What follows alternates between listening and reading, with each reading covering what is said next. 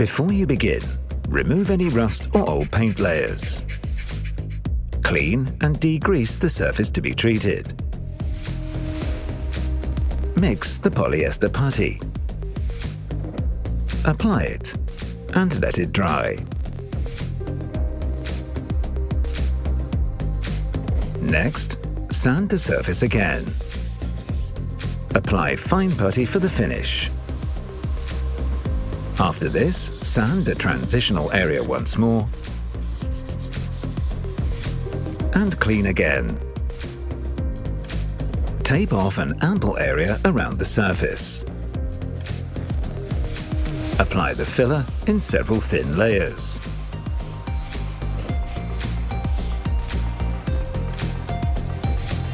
Lightly sand the surface.